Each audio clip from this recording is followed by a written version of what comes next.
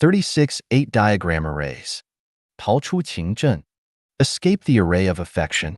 Xiefeng. September 8th, 2020. Translated by Qinyu and edited by Care. Of the 36 8 diagram arrays, the most difficult one to escape from is that of affection. Everything has affection. All beings have affection, and affection is the rainbow and the best condiment of life. If the sky is affectionate, then the weather will be favorable. If the earth is affectionate, then the grain will be abundant. If people are affectionate, then life will be auspicious and warm. If things are affectionate, then spring forest will abound. Affection is like salt in food. With too little, it will taste dull. In excess, it will be too salty. But if in moderation, then and only then, its flavor will shine. Happy lives are not unfeeling, but must not be trapped in affection. To be unfeeling is worse than to be a beast, but to be trapped in affection is worse than death. Affection can nourish people, but it can also torture them. Once people are poisoned by affection, they will become perverted. They will act like neither humans nor ghosts, but will be unreasonable, hysterical, and maybe even lose their minds eventually. Sort out your mood as you lie in bed. What is the most worrying thing in your life? What has tormented you the most recently? What is the hardest thing for you to give up? What depresses you the most? What concerns you most deeply? What do you want to maintain the most? What do you want to end the most, but are unable to? The answers are always affection. The affection between immediate family members, lovers, friends, classmates, masters and apprentices, teachers and students, comrades in arms, and so forth. Any special relationship that you establish with anyone else will entangle you and might make you worry for your whole lifetime. It will wrap you tightly within it and make you restless for your entire lifetime. This is the array of affection. Can you escape from this array? The array of affection is also the net of affection. Look at fishing nets. People cast their nets into the water, and any fish that enter it and cannot escape will be yanked out of the water and become meals on people's plates. Standing in heaven and watching the world, everyone looks like fish in nets. Those who cannot escape from their nets will become delicacies on the devil's dining table. Do you want to escape from this net of affection? It is hard to do so on your own. To do this, you must rely on the power of authority and the guidance of gods, Buddhas, celestials, and saints, especially the divine powers of Jesus Christ and Buddha Shakyamuni, and the roadmap of the guide. There is very little chance of escaping from it if you try your own way blindly. The most difficult nets to escape are the parents and children's nets. Who can abandon parents and children's affection, and are they not monsters if they do? Would they still be human? So, if you do not rely on the power of authority, then you cannot and you will not escape. The second most difficult net is the one of couples' affection. Now, more and more people are not marrying, which means that they can escape from the nets of couples' affection. Many people escape from nets of couples' affection by divorcing. More couples who are sticking to it want to escape but are reluctant to leave or find it hard to escape. In this case, they need the roadmap of the guide even more. The next most difficult one are the lovers' nets between boyfriends and girlfriends, which are also nets of affection that make people enjoy each other so much as to not want to leave each other and be willing to go through fire and water and hurl themselves into flames willingly. Life's joys, sorrows, bitters, and sweets are induced fully in this net of affection, like raging fires moving the earth and frightening heaven. In these nets of affection, most people are unwilling to escape. They will even risk their lives, go to hell, and fight for victory in a flash moment. Even with their heads broken and bleeding, their livers and gallbladders smashed, they will fly desperately like moths into flames. As long as there are people with whom we care about, with whom we miss, and with whom we want to maintain our relationships, we are in an array of affection. Until the day when we have nothing to care or worry about, with our minds abiding nowhere, our affection filling mountains and rivers, when we always long for the celestial islands, take things as they are, associate with others by following predestined relationships, act in accordance with our natures, and take advantage of opportunities as they arise, then we will not have escaped from our net of affection. How will you feel after escaping from your array of affection? It will feel like a frog crawling out from the bottom of a well into a pond, a wild horse stuck in silt returning to a prairie, a bird flying out of a cage into an idyllic forest, or a pig jumping out a pig pen and becoming human. The easiest, most direct, effective, and thorough way to escape from an array of affection is to become a Chanyuan celestial and live in the new oasis for life. From then on, you will no longer establish any special relationship with anyone else, especially by establishing a special love relationship with a member of the opposite sex. From then on, you will follow what is predestined, be open, leave things to fate, be free and unfettered, and enjoy life whatever it brings. When the wind blows through a clump of scattered bamboo, it makes a swishing sound, but as soon as it passes, no sound is left behind and silence reigns itself once more among the bamboo plants. When geese fly over ponds in winter, their reflections are seen on the water, but as soon as they move on, their reflections vanish. Do not be nostalgic for that illusion and do not miss the passing clouds, but fix your eyes on the celestial islands of the Elysium world. Trek and climb. Enjoy the scenery all the way. Never stay and be obsessed with any beautiful scenery. Never let anyone impede your pace forward. Everything will work itself out and you will ascend to the fairy world as it happens. 36道八卦阵情阵 36 8 diagram arrays. The array of affection. Xiefeng. Translation edited by Qinyu. What in the world is affection? That it inspires beings to vow to accompany each other in life and death. Travelers flying together from south to north, their old wings enduring the cold and heat. Joy and sorrow, parting is painful. Among them, there are even more infatuated men and women. You should have something to say. Over 10,000 miles of layered clouds, 1,000 mountains with evening snow. For whom does the lone shadow depart? Yuan Haowen, Moyuer, Goose Mound Lyrics, first verse. What is affection? The weaver girl descends to the mortal world to marry the cowherd. The white snake transforms into Lady White to marry Su Xian. Meng Jiangnu travels thousands of miles to search for her husband and weeps at the Great Wall. Du Shenyang angrily sinks a treasure chest. Romeo willingly drinks poison. Zhu Yingtai willingly jumps into a grave. The stories depicted in books are just the tip of the iceberg. For thousands of years, the world has witnessed countless tragic stories of affection, where affection is so deep, it's like a cliff of broken hearts, and longing consumes the jade-like skin. In the end, the soul is shattered at the end of the world. Secret affairs, elopements to distant lands, sacrificing one's life for affection, dueling for affection, accumulating debts for affection, committing murder for affection. All these lead to chaos, destruction of homes, and the demise of people. What's the point of such fervent affection? Brilliance fades, regrets last a lifetime. Speechless before the heavens, only hatred and shame remain. Besides romantic affection between lovers and spouses, there is also affection between father and son, mother and daughter, mother and son, siblings, confidants, friends, comrades, classmates, masters and disciples, teachers and students, hometowns, etc. These constitute the web of human affections, the sea of affections, and the array of affections. Many people live and die for affection. Once affection is lost, people feel lost and aimless, wandering souls on the verge of collapse. What exactly is affection? That people vow to each other in life and death, suffer insomnia from lovesickness, persevere through countless hardships out of deep affection, spend their entire lives without regret, risk their lives in desperation, or engage in illegal activities. Affection is a kind of non-material energy that is embedded in the non-material structure of life to maintain harmony in family, society, fairyland, and humanity. Life must have affection. Without affection, life will perish.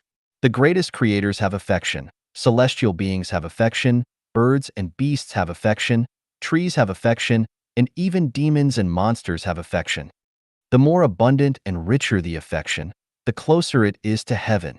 The more impoverished and barren the affection, the closer it is to hell. The broader the affection, the closer it is to heaven. The narrower the affection, the closer it is to hell. Affection is a series of 8 diagram arrays, with gods having divine affection, demons having demonic affection, celestials having celestial affection, humans having human affection, monsters having monster affection, ghosts having ghostly affection, beasts having beastly affection, birds having bird affection, trees having tree affection, grass having grass affection, and flowers having flower affection.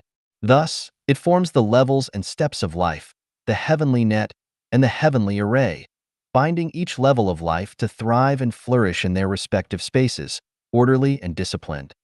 Consciousness, structure, and energy are the three elements that constitute the universe. Nature, love, and Tao are the three great treasures of life. Nature is the characteristic of structure, love is the characteristic of energy, and Tao is the characteristic of consciousness. So, what about affection? Affection embodies all three characteristics of consciousness, structure, and energy. Affection not only has the components of consciousness and structure, but also contains the essence of energy. In other words, affection is the need of consciousness and structure, but its essence is a kind of energy, an essential non-material energy needed by consciousness and structure. Therefore, affection is closely related to nature, love, and Tao. As long as there is nature, there is affection. As long as there is love, there is affection. As long as there is Tao, there is affection. Conversely, without nature, there is no affection. Without love, there is no affection. Without Tao, there is no affection. For human life, affection is like salt. If affection is too weak, life is tasteless. If affection is too strong, life is bitter. To elevate oneself to celestial being, one must escape from the human affection array. Without escaping human affection, one cannot enter divine affection. Without entering divine affection, one cannot become a celestial being. How does one escape the human 8-diagram array? In short, abandon human affection and seek divine affection. Specifically, diminish parental affection, deepen the affection for the ancestor of Buddha, the greatest creator. Diminish the affection for siblings, friends, deepen the affection for the universe, all things in nature. Diminish the monogamous affection between men and women, deepen the predestined ethereal affection of the fairyland. Diminish the affection between master and disciple, teacher and student, deepen the affection for Tao, the truth. Theoretically, the richer and broader the affection, the more divine it is. The poorer and narrower the affection, the more human it is. In practice, the more relatives, the more divine affection. The more lovers, the more divine affection. The more beloved ones, the more divine affection. The more one loves mountains, rivers, and nature, the more divine affection. The more one cherishes all life, the more divine affection. The more one enjoys playing and having fun, the more divine affection. What is affection in the world? At this point, the answer is found. Deeply affectionate, earnestly heartfelt. Mountains, rivers, and all things are loved by me. Heaven and earth merge with affection. Yin and yang unite, and the fairyland is born. Unending affection, not obsessed with affection. My affection pervades all. When my work is done, I will be fulfilled naturally. Beautiful ideals turn into reality. 36道八卦阵轮阵 36 8-diagram arrays. The array of ethical relations. Xiefeng. Translation edited by Qin Yu. Ethical relations refers to the relationships established between individuals based on various factors such as generation, status, seniority, gender, and degree of kinship. These relationships include those between grandparents and grandchildren, parents and children, spouses, siblings, uncles and nephews, aunts and nieces, in-laws, rulers and subjects, superiors and subordinates, leaders and followers, employers and employees, masters and disciples, teachers and students, and so on. Various roles in society, such as the president, vice president, secretary of state, prime minister, ministers, governors, mayors, county magistrates, bureau chiefs, section chiefs, town chiefs, village chiefs, and ordinary people, form a hierarchical array.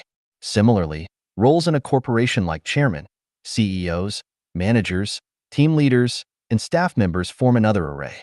In religious contexts, the Pope, cardinals, bishops, priests, monks, and believers form yet another array.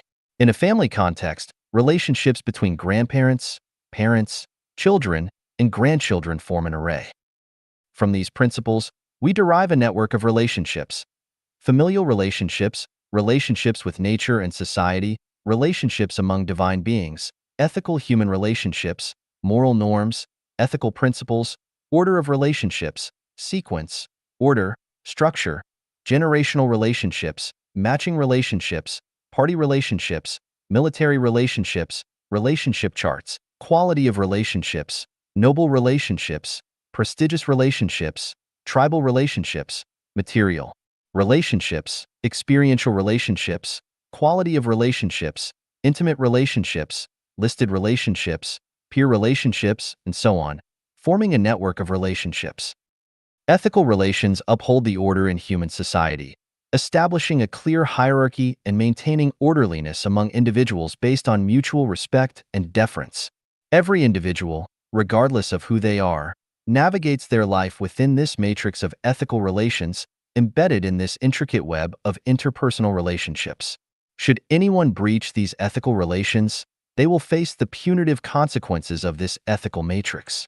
Such transgressions may include violating norms and ethics, disrupting societal relations, disregarding moral principles, or behaving worse than beasts, resulting in a moral torment or societal condemnation. By binding individuals within these ethical relations, people are provided with guidelines to follow, preventing chaos and disorder. However, being trapped within these ethical relations, individuals become ensnared in a perpetual cycle of life and death, unable to escape the inevitable realm of existence. They are also unable to escape the confines of the territories of different qualities of life. For instance, the influence of parental relations within the ethical array is so profound that it becomes difficult for individuals to escape. Similarly, marital relations within the ethical array constitute a significant portion of one's life, meaning that half of one's happiness or misery is created by their spouse. Once interpersonal relationships are established among individuals, they inevitably come under their influence. Aspects such as consciousness, thought, emotion, spirit, lifestyle, daily routine, diet, ideology, and so on, are unable to form an independent and complete personality and self-system. They cannot achieve harmony. The entire operation of human society is constituted by the array of ethical relations. To transcend to a celestial state, to escape the confines of the realm of necessity and enter the realm of freedom, one must escape the ethical array. Buddha said, all sentient beings are equal, but within the ethical array, equality among sentient beings is difficult to achieve. The reality of life cycle of reincarnation tells us that the ethical relationships between individuals in this life differ greatly from those in past and future lives. One's grandmother from a past life may become their daughter in this life. Their wife in this life may become their mother in the next life. Their children in this life may have been enemies in a past life, and someone who helped them in this life may have been their dog in their past life. The relationships between people, what are they exactly? If we limit our understanding of relationships to the present moment, everything seems clear. But if we expand our understanding to encompass a broader span of time and space, everything becomes confusing and difficult to discern. It's quite troublesome, quite complex. It's a headache. It's better to treat everyone equally and love all sentient beings. How to escape the ethical array? Cultivate independent consciousness. Cultivate a complete personality. Follow the laws of life and existence according to the will of the ancestor of Buddha, the greatest creator. Heed the teachings of Christ Jesus, Buddha Shakyamuni, and the celestial Laozi. Establish moral guidelines for a happy, joyful, free, and blessed life. Regardless of who you are, as long as you can make me happy, joyful, free, and blessed, I'll play with you. Otherwise, I won't. Regardless of who you are, as long as you can help my life ascend to the realm of freedom and reach heaven, I'll play games with you. Otherwise, goodbye. However, one must still fulfill their responsibilities and obligations and repay their debts. 36道八卦阵喻阵 36 8 diagram arrays. The array of desire. Xiefeng. Translation edited by Qin Yu. The more you eat, the more you crave. The more you sleep, the lazier you become. The more you steal, the itchier your hands get. The more you gamble, the more avaricious your heart becomes. Habits become second nature, and this second nature obscures our true nature. Things always naturally develop in the direction of habitual tendencies, and in the end, we lose control, sinking deeper and deeper, making it difficult to escape. Everything can become addictive. Smoking, drinking, eating meat, using drugs, gaming, seeking pleasure, making money, fighting, holding positions of authority, frequenting bars, even using the internet. Negative emotions like jealousy, resentment, comparison, criticism, blame, lies, laziness, selfishness, greed, and arrogance can also become addictive. Once a person becomes negative and develops an unhealthy psyche, pessimism becomes the theme of their life. They may become isolated, obstinate, stubborn, rigid, and eventually suffer from depression. Why does this happen? This is due to the 8-diagram array set up to maintain a certain number of lives in each level of existence. It is called the array of desire. It is like a nose ring on a bull, leading people back and forth in the desire array, making it impossible to escape from a certain space of life. There are 8 major desires: appetite, affection, sexual, desire, desire for pleasure, material desire, desire for reputation, desire for life, desire for possession, control, and desire for excellence. These 8 desires form the desire array. Normal needs are not considered desires. Anything beyond normal needs is considered a desire. For example, constantly craving delicious food, indulging in delicacies, is called desire for food. Constantly thinking about establishing emotional relationships with someone or constantly fantasizing about sexual relationships with different people, rather than going with the flow, is desire for affection or sex. Always seeking leisure activities or indulging in comfort is desire for pleasure. Working tirelessly to earn money to buy property, land, goods, and equipment is material desire. Going to great lengths to maintain a good reputation is desire for reputation. Taking extreme measures for health, consuming supplements, practicing meditation, and living in a state of intoxicated oblivion is desire for life. Racking one's brains to control resources, people, or positions is desire for possession. Striving with every nerve, enduring hardships to stand out from the crowd, seeking magical powers or supernatural abilities to make others envious is desire for excellence. Once trapped in the desire array formed by the 8 major desires, one's life becomes one of suffering, without hope or a bright future. It's a life destined for pain, exhaustion, frequent disappointments, and without the joy, happiness, freedom, and bliss one desires. It's a life destined to float and sink in the cycle of reincarnation. How to escape the desire array? Follow the way of the greatest creator. Follow the way of nature. Regarding food, take things as they are, eat until you're full, don't deliberately pursue taste at the expense of slaughtering animals. Regarding love and sexual desire, associate with others by following naturally come-and-go relations, don't pursue it deliberately, nor avoid it deliberately. Regarding pleasure, take advantage of opportunities as they arise, avoid high-end pleasures that waste energy and money as much as possible. Regarding material pursuits, be content with what you have, prioritize simplicity and practicality, avoid extravagance and excessive possession. Regarding reputation, don't seek lasting fame or infamy, let things happen naturally, don't worry too much about people's opinions and judgments, just keep your conscience and morals intact. Regarding health and life and death, leave your life to the greatest creator's arrangement, let your life be governed by Tao, don't deliberately focus on health, accept life and death as fate, neither craving life nor fearing death.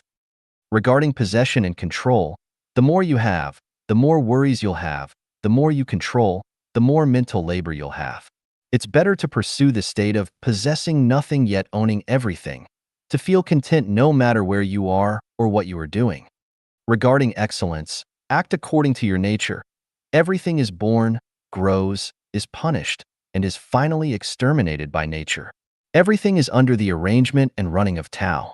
Don't pursue excellence excessively. If you don't have a good singing voice, trying to excel in singing will be futile. Just express your talents and personality to the fullest. Why bother pursuing excellence? Once you escape the desire array, the world will be vast and boundless. Without desire, you can fulfill desires. Without selfishness, you can fulfill selfishness. 36到八卦阵数阵 36 8 diagram array. The array of belonging. Xiefeng. Translation edited by Qin Yu. Statements like, I am British, I belong to the Yamato people, I am a Christian, I am a member of the Nationalist Party, I work at Carrefour, I am of Asian descent, my family has 5 members, I belong to the Tiger zodiac sign, and so on express a sense of belonging for someone. Common characteristics of origin, similar distinguishing features, shared cultural traits, similar beliefs, identical pursuit of ideals, and resonant emotional features divide people into categories such as ethnic groups, nationalities, religious denominations, political parties, and social circles. People always seek a sense of belonging to something, feeling secure and grounded spiritually and psychologically. Everyone wants a home, a sense of belonging to a group. Otherwise, they feel unsettled, like lost souls adrift in the world, aimless like clouds drifting in the sky. Placing someone within a certain group, a particular circle, allows them to float within it unknowingly, forming what is called a belonging array. Nations, ethnicities, races, political parties, religions, groups, companies, homes, families, and more constitute the belonging array. Every person, whether willingly or not, is part of the belonging array. Humans inherently belong to the global citizenry. If we see the Earth as a ship drifting in the Milky Way galaxy, then regardless of who we are, we're all on the same ship and should cooperate. But due to the belonging array, people engage in conflicts, killings, and struggles, turning life into a bloody drama, disrupting the harmony of existence. Once people enter the belonging array, they become selfish. For their country, they are willing to sacrifice themselves on the battlefield. For their ethnicity, they are prepared to lay down their lives. For their religion, they are ready to embark on crusades. For their political party, they engage in verbal and physical battles. For their group, they manipulate and monopolize resources in the shadows. For their family, they crush human nature. For their home, they take risks and break laws. For their species, they mistreat and slaughter others. People always seek a sense of belonging, willingly defending the interests of their country, ethnicity, political party, religion, group, family, and home. For this reason, they always look for a circle, establish families, create networks of relationships, and form social organizations, even if it means joining beggar gangs, criminal syndicates, or theft rings, just to belong to some group. This is the belonging array. The vast majority of human beings float and sink within it throughout their lives, unable to escape this 8-diagram array. This is a game in the human world, a game that makes people oblivious to the script, maintaining and upholding the existence, value, and function of the transit station in the hierarchical space of humanity. Otherwise, if everyone awakened and became divine, the evolutionary chain of life would form a fracture, and the entire dynamic balance of the universe's life would be disrupted. Creating a sense of belonging can make people short-sighted, narrow-minded, selfish, and keep them trapped in the human world. Otherwise, if everyone were to awaken and ascend to divinity, the evolutionary levels of life would form a fault line, a fracture zone. This would disrupt the ability to implement corresponding punishments for higher-level life forms and appropriate rewards for lower-level life forms. Escaping from the bondages of the 3 realms and 5 elements. To escape the human world and enter heaven, one must escape the belonging array, or else they cannot reach heaven. How can one escape the belonging array? View oneself as a citizen of the earth, not belonging to any country, ethnicity, political party, religion, group, or family. Don't engage in the small family life program. Instead, serve the entire earth and humanity, rather than serving any one country, political party, religion, ethnicity, family, or group. In this way, our mind will expand, life will ascend, our soul will gradually perfect, and our consciousness will become pure and orderly. In this way, the frequency of our minds will resonate with the frequency of the minds of the celestial beings of the 1,000-year world. Imagine the 1,000-year world, which is 10 times larger than Earth, with 200 million celestial beings living there. There are no countries, political parties, religions, families, or interest groups. Everyone enjoys resources equally, without any fighting, killing, snatching, grabbing, oppression, exploitation, or conflicts. Everyone is happy, joyful, free, and blissful because there is no belonging array there. 36到八卦阵新阵 36 8 diagram arrays, the array of heart. Xiefeng. Translation edited by Qinyu. The heart and the physical heart are two entirely distinct concepts. The physical heart is a part of the body's organs, existing in the physical realm. But what about the heart as a concept? What exactly is it, and where does it reside? Let's first look at 4 sets of descriptions about the heart.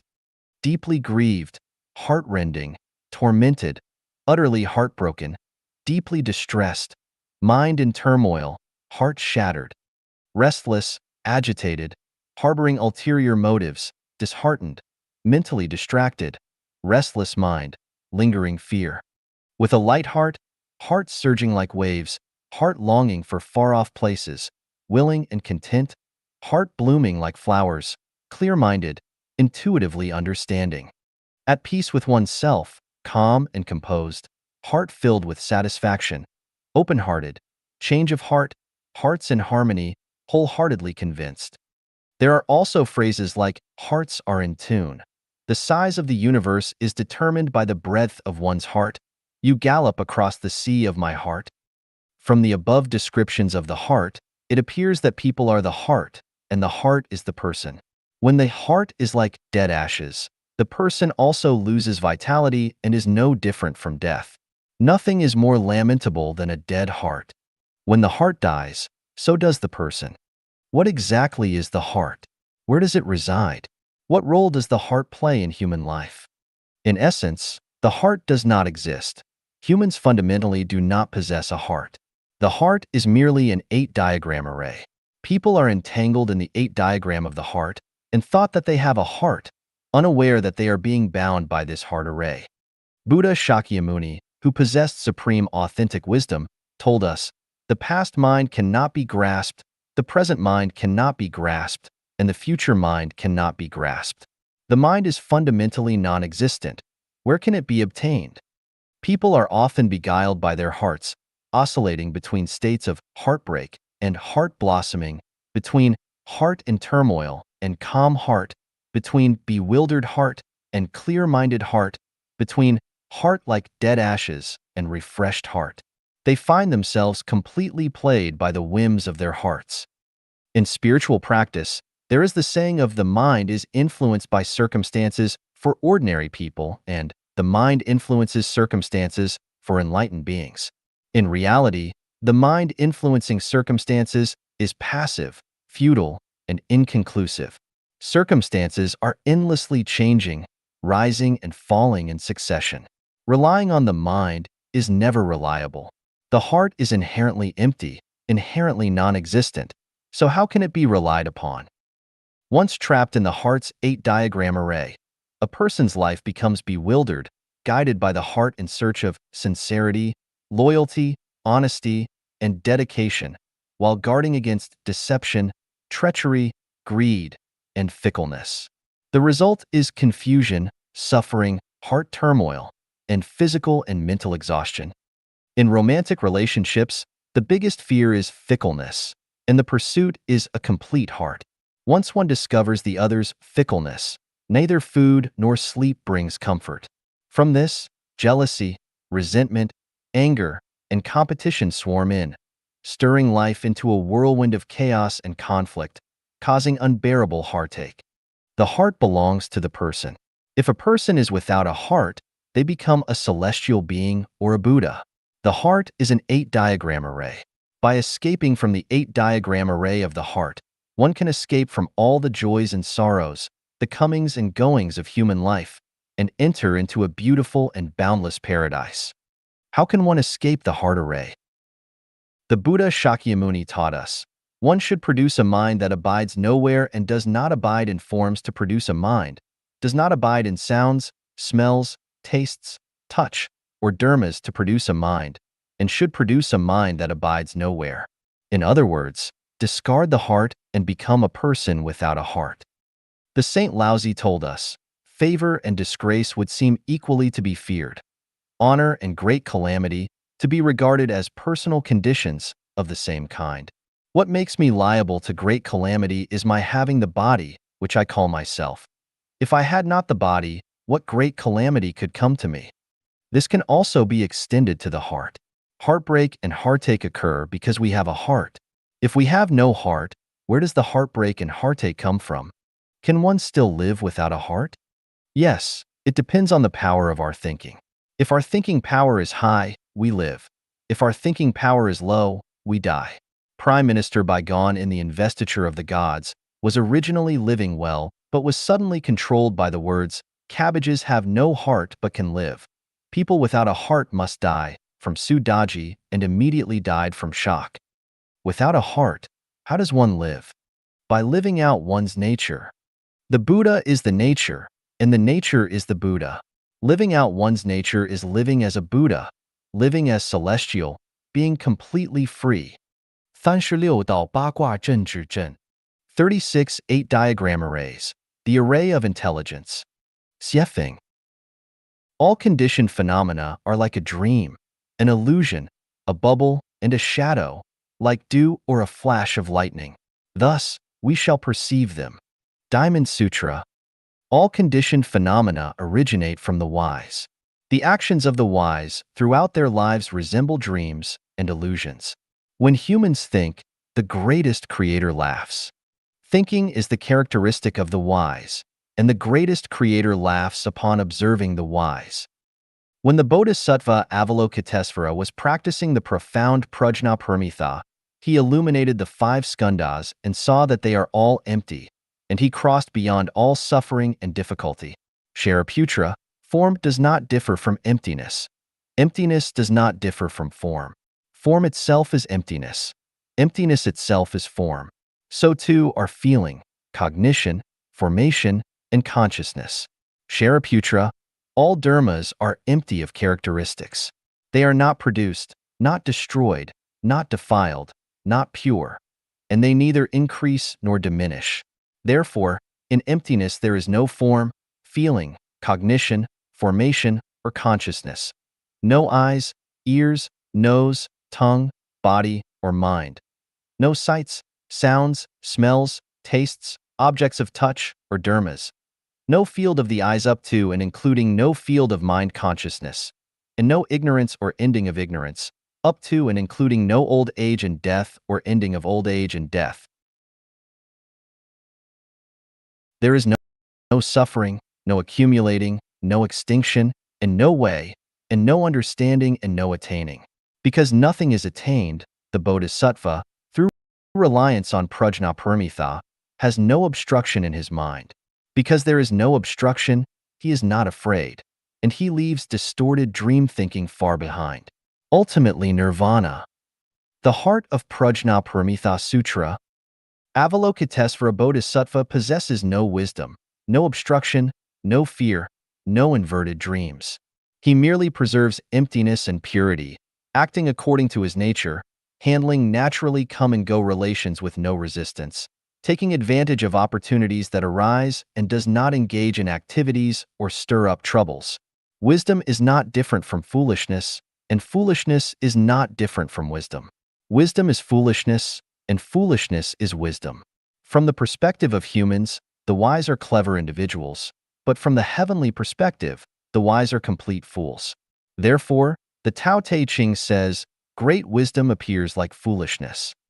Life is a play. To make the plot of the drama exciting and fascinating, there must be wise people. Wise people are like circus clowns, interspersing laughter among the audience.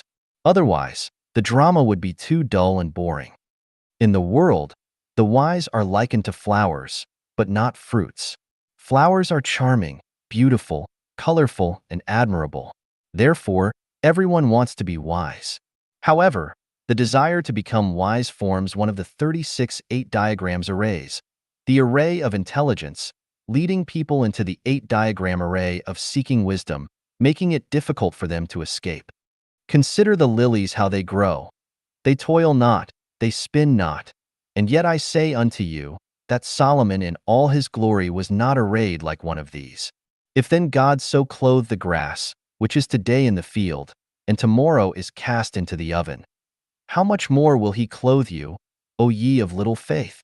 And seek not ye what ye shall eat, or what ye shall drink, neither be ye of doubtful mind. For all these things do the nations of the world seek after, and your Father knoweth that ye have need of these things. But rather seek ye the kingdom of God, and all these things shall be added unto you. Luke 12 verses 27 to 31, the Holy Bible. What did Jesus Christ teach us? He taught us to constantly follow the path of the greatest Creator, to adhere to the way of nature, to learn from the lilies of the field, not to worry about anything, not to be concerned about food, clothing, shelter, transportation, aging, sickness, and death, not to seek wisdom, but to maintain the nature of Tathagata, to maintain the simplicity of human nature. In this way, one can enter the kingdom of the greatest Creator and enjoy the pleasures and eternity of life. The array of intelligence aims to make people clever, different from others, possessing more wealth, fame, status, knowledge, and wisdom than others, making people look up to them, envy them, and be jealous of them. But all of this is nothing but a dream. Everything is a game. Only life is real. Seeking wisdom and abandoning the simple nature like a lily is reversing the priority and having distorted dreams. Once ensnared in the array of intelligence, one inevitably becomes engrossed in the pursuit of wealth and honor and is consumed by worries of poverty and humility. One becomes incessantly occupied with learning, researching, and exercising the mind, inevitably becoming proficient in gong, magic, and techniques. One inevitably becomes adept at strategizing and scheming, inevitably engaging in cunning and deceitful tactics with others. In the end, the result is that cleverness often outsmarts itself, and all conditioned phenomena are like dreams, illusions. How does one escape the array of intelligence? Celestial Laozi tells us, abandon sagacity, discard wisdom. Return to the origin and restore the simplicity. Return to the infant. Follow the teachings of Jesus Christ. Become like little children. Maintain the simplicity of human nature like the lilies, where great wisdom appears as foolishness, and follow the path of the greatest Creator, the natural way. 36到八卦阵时间阵 36 8 diagrams of time. The array of time. Xiefeng. Translation edited by Qinyu. Does time truly exist? What exactly is time? Why do things undergo the cycle of formation, existence, decay, and emptiness? Why do humans experience birth, aging, sickness, and death? Is everything an illusion, or does it truly exist? First, let's examine the prophecies and their fulfillment in the Bible. I will scatter you among the nations. Leviticus 26 verse 33. The Jews will be persecuted among the nations. Leviticus 26 verses 38 to 39. I will gather you from the nations and bring you back to your own land. Ezekiel 36 verse 24. These prophecies were made over 2,000 years ago. When we look back at the history of the Jewish people, we find that they lost their homeland and were scattered among the nations. Later, whether it was in Cyprus, Egypt, Germany, France, England, or in Spain, Czech Republic, Lithuania, Poland, and other nations, the Jews suffered brutal persecution. The persecution suffered by the Jews during World War II was even more severe. Before 1948, Jews gathered from various nations to the Palestinian territories and officially established the State of Israel in May 1948, fulfilling the above prophecies. Next, let's look at the prophecies made by the French physician Nostradamus in the centuries over 400 years ago. The Century 3, Quatrain 92. The world near the last period, Saturn will come back again late. Empire transferred towards the dusky nation, the eye plucked out by the goshawk at Narbonne. The Century 6, Quatrain 10. In a short time, the temples with colors of white and black of the two intermixed. Red and yellow ones will carry off theirs from them, blood, land, plague, famine, fire extinguished by water. This prophecy is being fulfilled. First, empire transferred towards the dusky nation was fulfilled when the African-American Barack Obama became president of the United States. Of white and black of the two intermixed was fulfilled when President Obama, a black man, and Secretary of State Hillary Clinton, a white woman, intermixed. In this situation, other races cannot maintain their characteristics and positions. For example, the recent military exercises between South Korea, Japan, and the United States, Obama's pledge to lead Asia at the ASEAN summit, and since the beginning of this year, blood, plague, famine, fire, and floods have occurred everywhere. Let's look at the ancient Chinese prophecy, the inscription of the Jinling Pagoda. Jinling Pagoda, Liu Ji built it. Chiang Kai-shek demolished it. With the pagoda gone, the army and the people will slaughter each other. The Jinling Pagoda, located on the outskirts of Nanjing, was constructed by Liu Bowen, also known as Liu Ji, a military strategist from the Ming Dynasty, approximately 600 years ago. In 1918, when the Nationalist Army seized control of Nanjing, there were strange noises emanating from the pagoda. As a result, Chiang Kai-shek ordered its demolition. During the demolition process, the inscription of the Jinling Pagoda was uncovered, thereby fulfilling the prophecy. Liu Ji built it. Chiang Kai-shek demolished it. This prophecy, made 600 years ago, foretold that Chiang Kai-shek would be the one to demolish the Jinling Pagoda.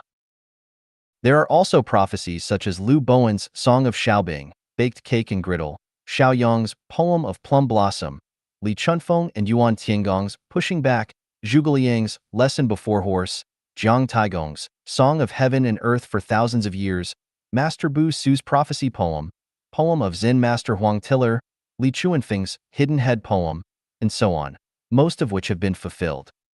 Especially noteworthy is the prophecy poem of Master Bu Su, which mentions iron birds soaring in the sky, the southeast completely destroyed.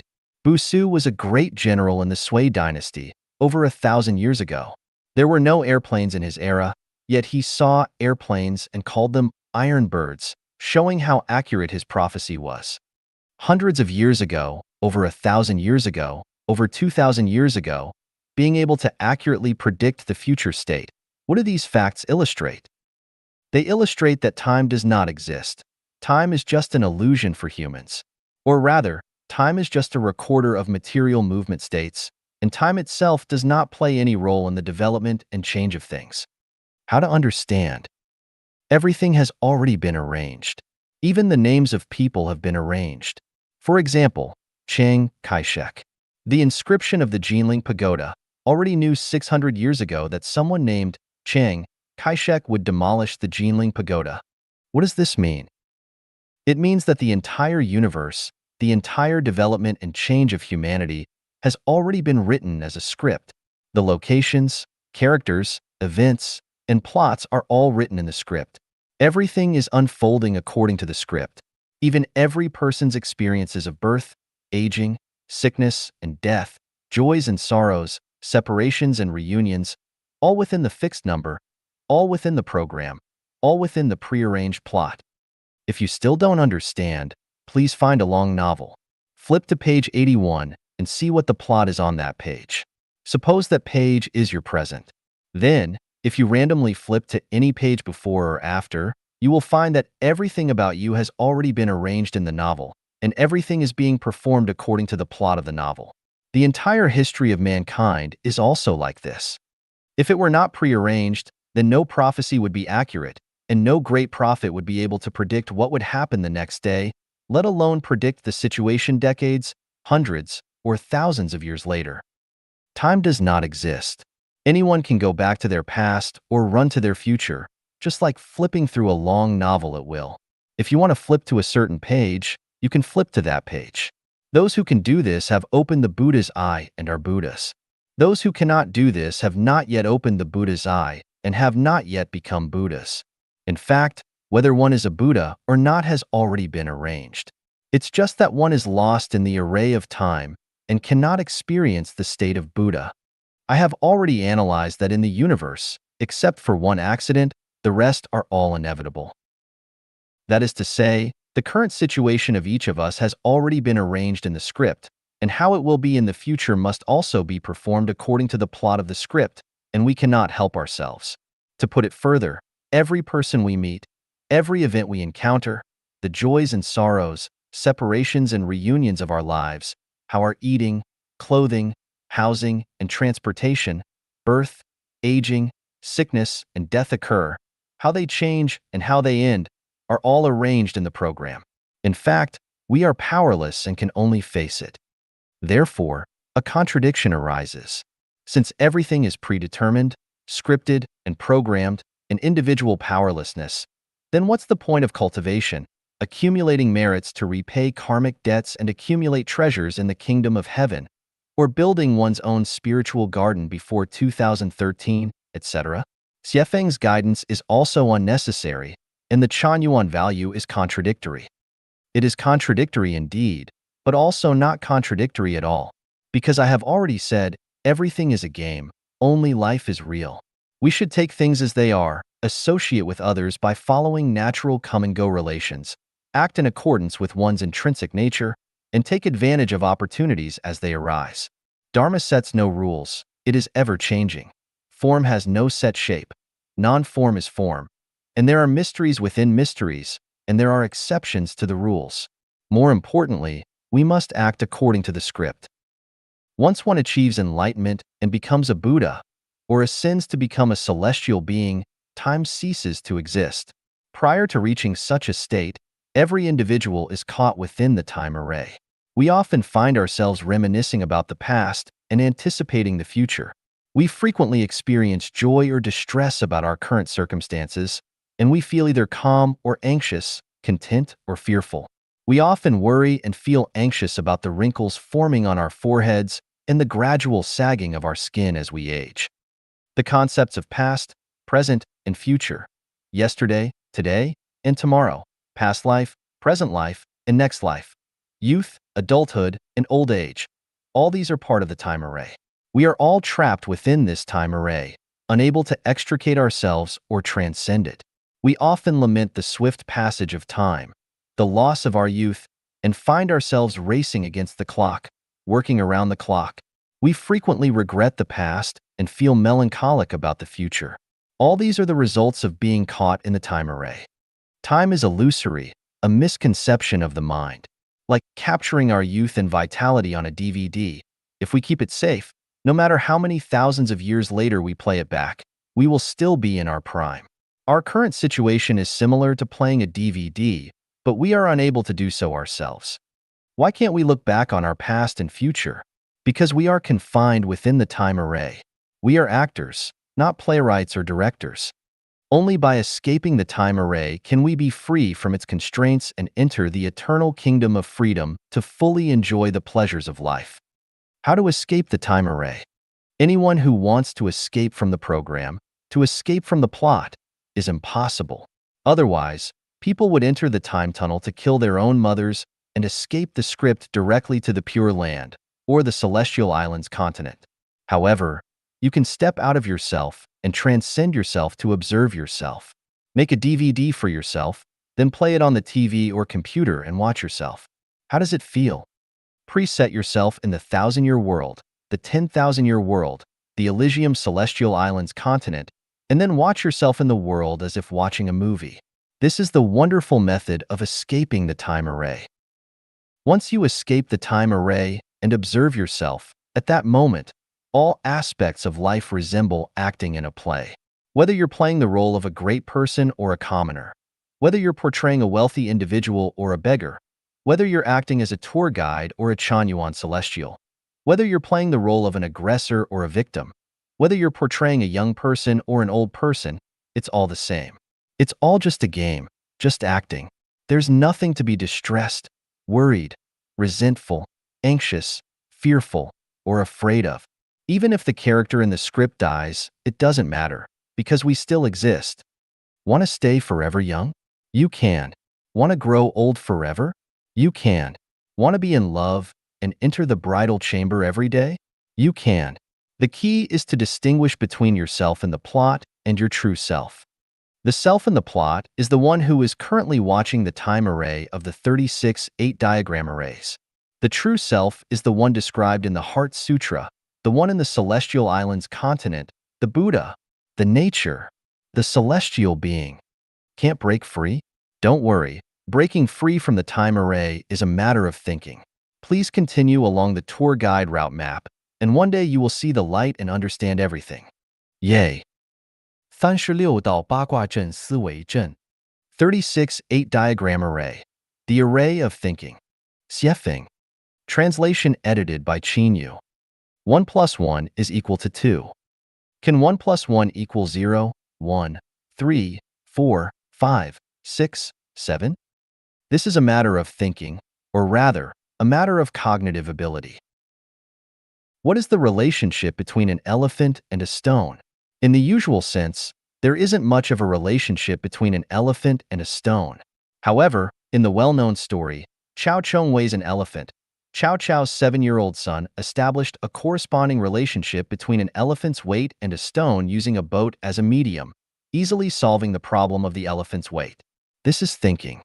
The method by which the ancient Greek philosopher, mathematician, and physicist Archimedes determined whether a crown was counterfeit is also a good example of understanding and exploring thinking.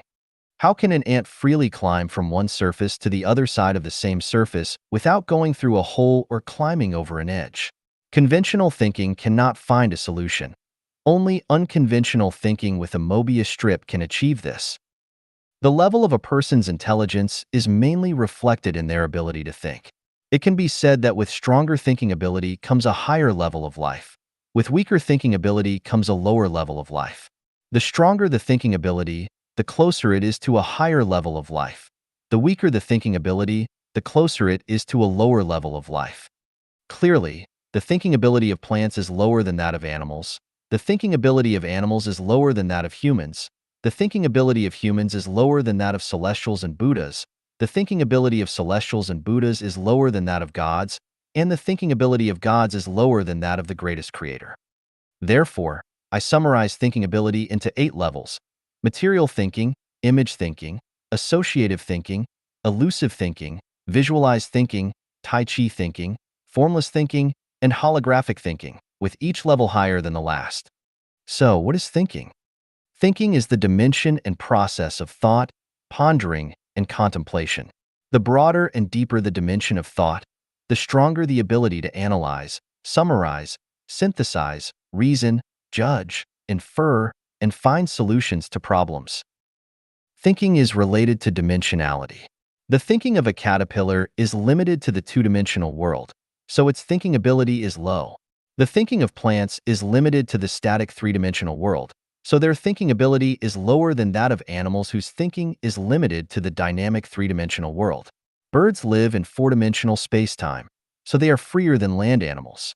Humans exist in the three-dimensional world, but because of their rich imagination, they can extend sensory knowledge into the realm of reason, so their thinking ability is stronger than that of birds. Celestials live in a world of 4 dimensions or more, so they are higher life forms than humans. Buddhas and gods traverse the 36-dimensional spaces, and their thinking ability is unimaginable. The greatest creator lives in holography, and his thinking ability is beyond imagination. It is inscrutable. When thinking ability is low, one can appear very foolish and stupid. When humans observe animals, they often perceive them as incredibly stupid. Similarly, when celestials observe humans, they also find them to be incredibly foolish. For instance, humans have been struggling within the confines of the institution of marriage and family for thousands of years. Why not change their way of life? Humans can indeed seem incredibly stupid. Human suffering and distress stem from consciousness, with thinking being a primary component of consciousness. To alleviate the suffering and distress rooted in consciousness, one must diligently work on their thinking. This involves transforming the way we think, expanding the scope of our thinking, and breaking free from the constraints of conventional thinking to think creatively.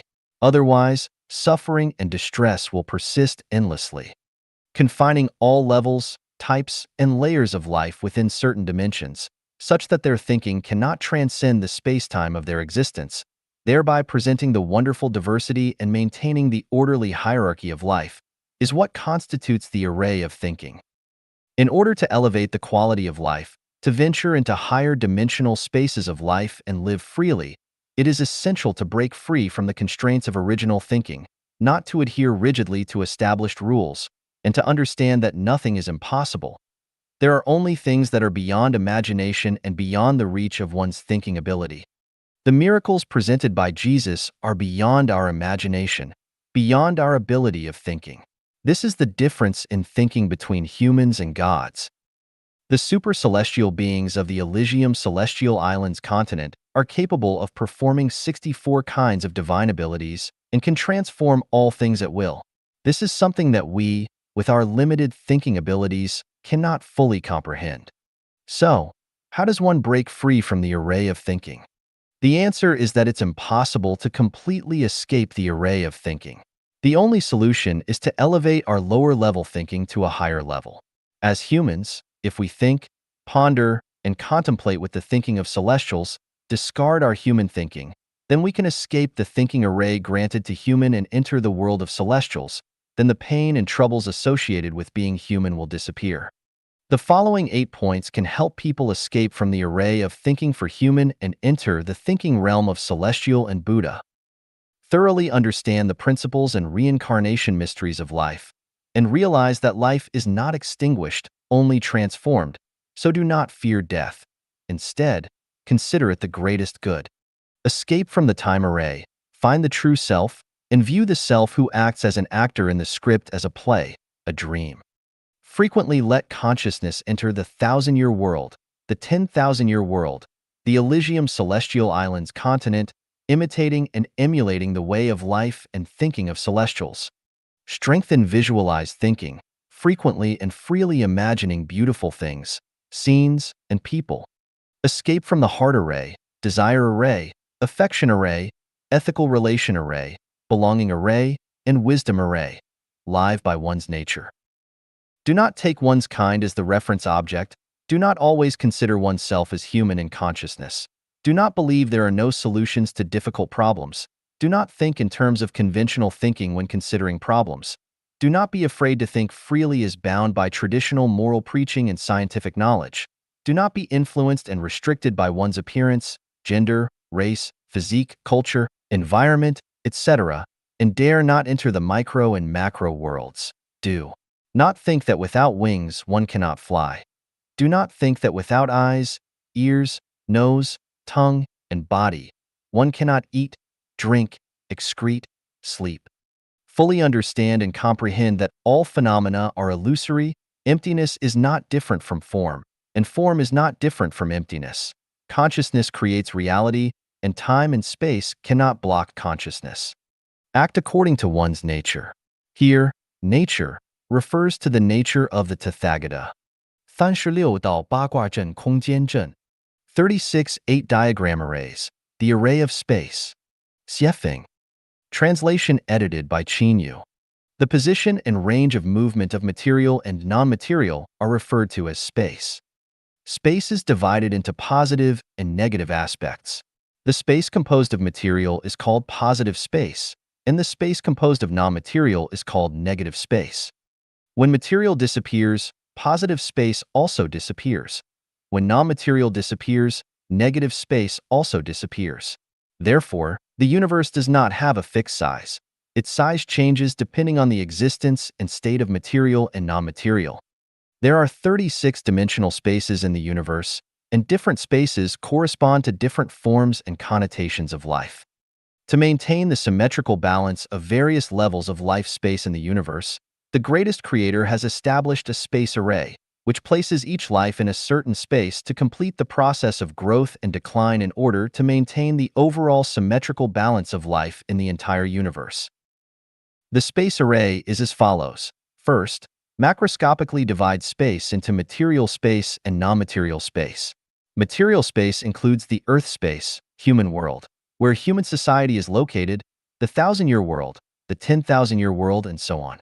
Non-material space includes human dreams, the Pure Land, and the Celestial Islands continent. They are separated as non-material, and yang, material, mutually unaware of each other.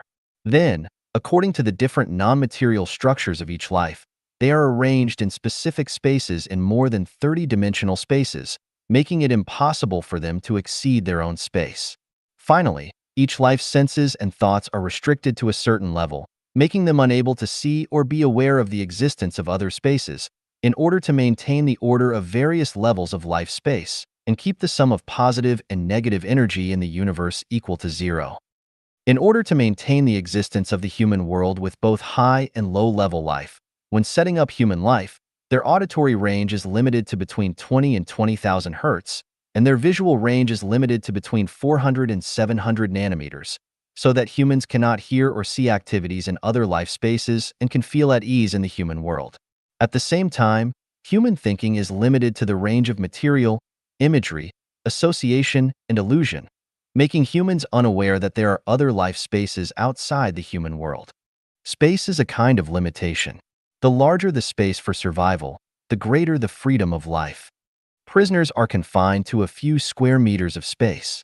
Pigs are confined to pigsties, fish are confined to water, earthworms are confined to soil, eagles are confined to cliffs and the sky, tigers and leopards are confined to mountains and jungles, plants are confined to land, and humans are confined to home, family, country.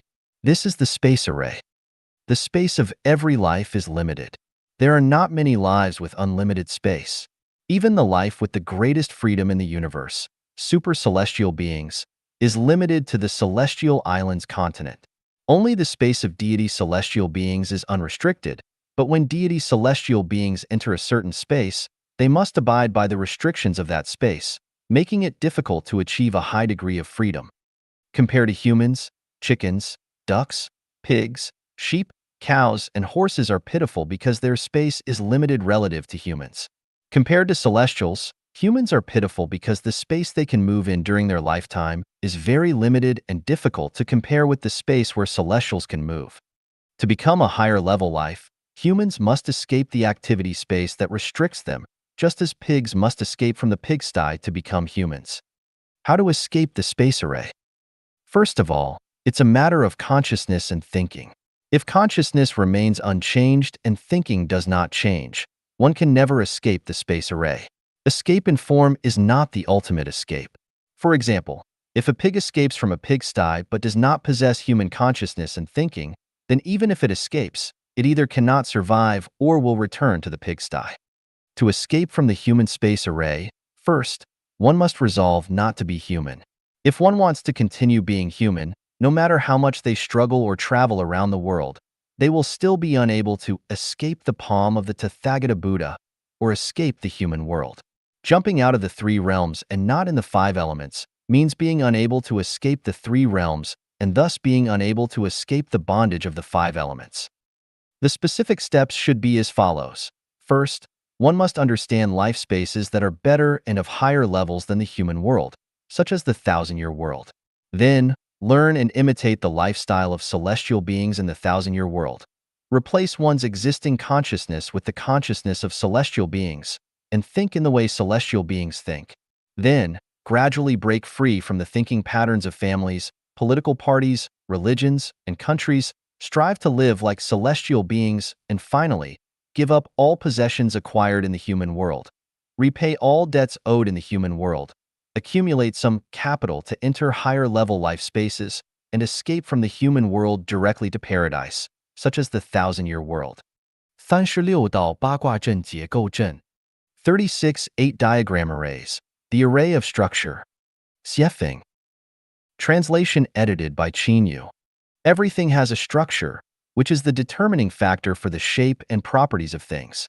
The shape and properties of all things, whether it's a mountain, a building, a pencil, a molecule, an atom, a basic particle, a plant, a flower, an insect, a person, a dog, or a fish, are determined by their structures. Without structure, there would be no existence. The distinguishing feature of one thing from another lies in the difference in structure. People look different from each other because their structures differ. The diversity and wonders of the world result from the differences and variations in structures. The taste of sweetness, sourness, bitterness, Saltiness and spiciness is determined by the structure of food. The colors red, orange, yellow, green, indigo, blue, and purple are determined by the structure of colors. The sense of fragrance, stench, pungent, muttony, and fishiness are determined by the structure of odors. Anything perceived by touch is determined by its structure. Without structure, there would be no universe, no life, and no everything. The characteristics of things and the nature of life are determined by structure. Mountains have mountain nature, water has water nature, people have human nature, and animals have animal nature. Everything has its own nature, determined by structure. Some flowers emit fragrance, while others do not. Peach trees bear peaches, pear trees bear pears, but willow trees do not bear fruit. All of this is due to structure. Countless structures of astronomical proportions constitute the universe and this vibrant world. Every entity follows its own kind, each displaying its unique brilliance. All things fulfill their roles and exhibit their talents in an orderly fashion, without any chaos. This forms the intricate structure array. To change the nature of things, one must first change their structure. If the structure of a thing remains unchanged, its nature will not change. Computers are updated rapidly, mainly due to changes in their structures. As a life form, for example, a dog that wishes to cease being a dog and become a human must change its own structure from that of a dog to that of a human. As a human, if one wishes to cease being human and become a celestial being, one must change the human structure to that of a celestial being. All things and life forms are confined to a certain spatial environment by their structures. Humans live in the human world and cannot live in the celestial world. This is the restraint and restriction of the structure array. If one wants to escape from the human world and enter the celestial world to live, one must escape from the structure array. A person living in a marriage and family will inevitably be entangled in the troubles and affairs of marriage and family, making it difficult to break free. To escape from the suffering of being human, one must step out of marriage and family. If you do not step out of family life, do not expect to be free from the troubles and worries brought about by marriage and family. A person living in the human world is inevitably constrained and bound by the structure array of the human world. They must spend their entire life bustling about for food, clothing, shelter, and transportation. Without escaping from the human world, one cannot expect to live leisurely. To live freely and leisurely, one must break free from the constraints of the structure array of the human world. To jump out of the three realms and not be bound by the five elements. To escape from the structure array of humans and enter the structure array of celestial beings is another way of life. So, how does one escape from the structure array? It's simple. Just change the non-material structure of human life to that of celestial life. How to replace human life structure with celestial life structure? The answer is, format human consciousness and reinstall celestial consciousness. As long as consciousness changes, the non-material structure of life will change. Which aspects of human consciousness need to be changed, and which aspects need to be replaced with celestial consciousness? Nationalism, religion, political party, ethnicity, marriage, and family consciousness are human consciousness. Jealousy, resentment, anger, selfishness, greed, laziness, competition, antagonism, and possession are all human consciousness. The pursuit of fame, profit, status, merit, ancestral glory, eternal fame, longevity, wealth, magical powers, and special abilities are all human consciousness. Fear, worry, anxiety, and scariness are human consciousness. Emotional and life dependence on external factors is human consciousness. Wanting to change nature is human consciousness. Embracing things as they are, associating with others by following naturally come-and-go relations, acting in accordance with our natures, seizing opportunities as they arise, walking in accordance with the laws of nature, feeling content no matter where we are or what we are doing, following our own nature and being unrestrained, following our destiny and being carefree. These are all expressions of celestial consciousness. Enjoying life, playing, and entertaining oneself are also manifestations of celestial consciousness. Surrendering life to the greatest creator and allowing the process of life to be arranged by Tao, This too is celestial consciousness. To fully understand celestial consciousness, one must understand the lifestyle and mindset of the celestials living in the celestial worlds. For example, understanding the lifestyle and mindset of the celestials in the 1,000-year world, the 10,000-year world, and the celestial islands continent, and learning from them, imitating them, and embodying them bit by bit. Once human consciousness is replaced by celestial consciousness, one will escape from the structure array set up for humans and can go to the celestial world to enjoy the life of celestials. 36道八卦阵命阵 36 8 diagram arrays, the array of fate. Xiefeng. Translation edited by Qin Yu. When a person is born into this world, known as the human world, it seems as though everything has already been arranged, with little room for personal choice. Factors such as one's parents, birth date and time, family environment, era of birth, gender, appearance, talents, temperament, race, region, siblings, and more are predetermined. Throughout life, the type of education one receives, the profession one pursues, the people one encounters, the life's twists and turns, whether one falls ill and what illnesses one suffers from, how much wealth one accumulates, what level of fame and status one achieves, how much suffering and joy one experiences. All these seem predetermined. In youth, one might believe that they can determine these things through their own efforts. However, as one grows older, they may realize that many things seem to have been predestined, and they are simply drifting along with the current of fate. Even one's aging, death, and the manner of death seem beyond one's control, not to mention what happens after death. This is the essence of the fate array. The fate array represents the predetermined aspects of one's life, the karmic arrangements made by the Tao based on each person's past life genetic information, a one-time comprehensive assessment of one's past merits and misdeeds. Things in this life that one cannot choose or control are the karmic results of one's past deeds, that is, the cause of the past life and the fruit of this life. From the moment of birth, individuals are ensnared in the web of the fate array. No matter how hard one strives or struggles, it's difficult to escape their influence. Want to choose different parents? Alter your gender, birth time, or location? Change your inherent nature? It's simply impossible. All choices are off the table. Of all the arrays within the 36 8 diagram arrays, the fate array is the most intricate and the most challenging to break free from, as it dictates much of one's life from the moment of birth, making it absolutely impossible to change. In the face of the fate array, all we can do is accept and bear our fate. Any resentment or resistance is futile, only serving to breed further anguish and sorrow. Accept your fate. With this life's fate array already set, individuals can only strive to influence their next life's fate array. Each person's fate array is unique and is entirely determined by their own spiritual cultivation. The fate array for one's next life is entirely within one's own control and choice. However, if one continues to live in a state of confusion, the fate array for the next life will likely not differ significantly from the current one, leading to yet another cycle of reincarnation. If one remains in a state of perpetual confusion, the cycle of reincarnation will continue indefinitely. Understanding the fate array and its roots, awakening to their implications is crucial. Without such awareness, individuals risk squandering their precious lives. Once on the wrong path, escaping the ensuing cycle of suffering and sorrow will require considerable effort. How does one break free from the current life's sorrowful fate array and enter a joyful one in the next life?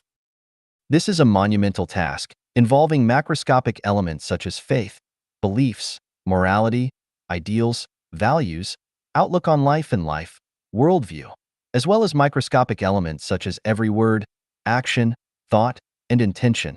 There are no shortcuts, no strokes of luck, only a solid, incremental approach. From the perspective of Life-Genuine values, it involves transcending the human fate array and entering the celestial one. Specifically, it means revering the greatest creator, revering life, revering nature, following the path of the greatest creator, adhering to and upholding the 800 values for new era human, repaying all your debts from all your past lives and accumulating treasures in heaven by creating the Life-Genuine era for humanity. Simultaneously, It entails gradually disengaging from human society and entering the realm of celestial, fundamentally transforming one's values, outlook on life and life, worldview, and continuously replacing human consciousness with celestial consciousness.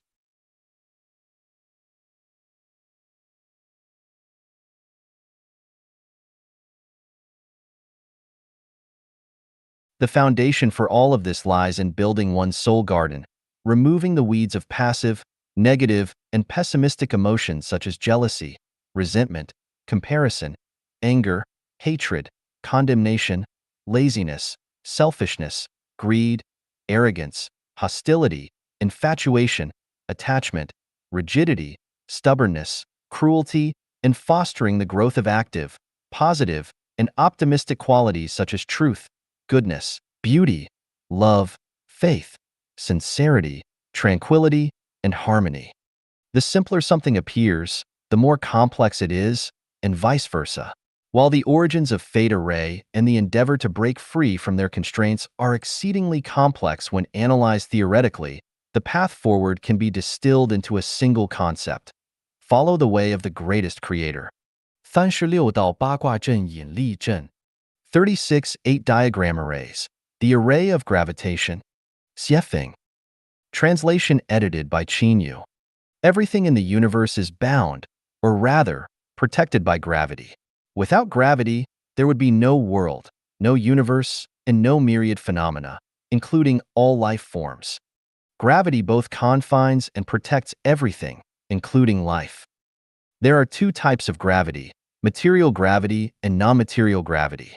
The attraction between material entities is called material gravity, while the attraction between non-material entities is called non-material gravity. The strength of material gravity between objects is directly proportional to the product of their masses and inversely proportional to the square of the distance between them. The strength of non-material gravity between entities is directly proportional to the debts they owe each other and inversely proportional to the favors they have done for each other. When gravity confines and protects material or non-material entities within a certain space-time, preventing their escape, it is referred to as a gravitation array. Humans are simultaneously bound by material and non-material gravity, which prevents them from escaping the cycle of reincarnation in the human world. Material gravity primarily confines humans to Earth, their physical vessel, while non-material gravity restrains humans through their indebtedness to nature, other life forms, and other individuals. To break free from the cycle of reincarnation and ascend to heaven, humans must overcome the constraints of material and non-material gravity. As long as there is a physical vessel, humans cannot escape the Earth and the solar system to reach other planets. The probability of escaping through micro-wormholes, space tunnels, interstellar gates, or lateral space-time is virtually negligible for the general populace and falls outside the realm of conventional discussion. Therefore, to reach heaven, humans must first transcend the physical body. Only by shedding their physical body can they have a chance to escape the Earth and the solar system. The methods to transcend the physical body include natural death, ascension, phoenix nirvana, and astral projection. Life Echanuan emphasizes the method of phoenix nirvana. The concept of phoenix nirvana, mentioned here, shares similarities with historical concepts, particularly in Buddhism, but also has differences in nature and method. Therefore, it should not be equated with or misinterpreted based on historical concepts. Ultimately, the confinement of the physical body to life will be overcome, and there is no need for further in-depth study or discussion. What we need to focus on is the confinement of life by non-material gravity, which I have already discussed in The Law of Gravitation of Life. Please refer to that for further insights. How do we understand the gravitational pull of non-material on life? For example, when we travel away from home, we always long for our own home and eagerly anticipate returning. This longing, this constant desire to return home, represents the gravitational pull of non-material on life. Similarly, when we dream of flying, we often reach a certain height or distance before finding it difficult to fly higher or experiencing fear. This is also a result of the gravitational pull of non-material on life. Furthermore, when we are reincarnated, we tend to be born into familiar environments rather than unfamiliar ones. This, too, is due to the gravitational pull of non-material on life. For members of Life Genuine, there is a clear phenomenon that accurately illustrates the gravitational pull of non-material on life. For example, when entering the second home, some members find it easy to settle in, while others face significant challenges.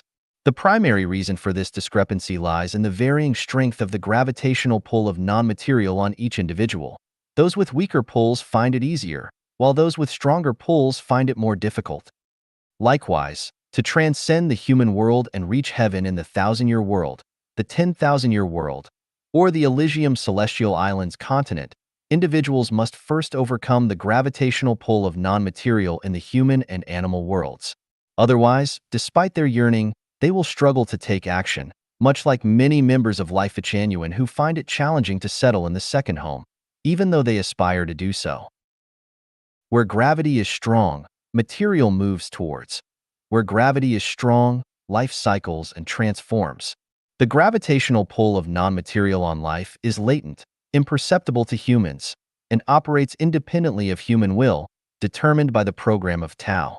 Although heaven exerts a strong pull on humans, why is it so difficult for humans to enter heaven?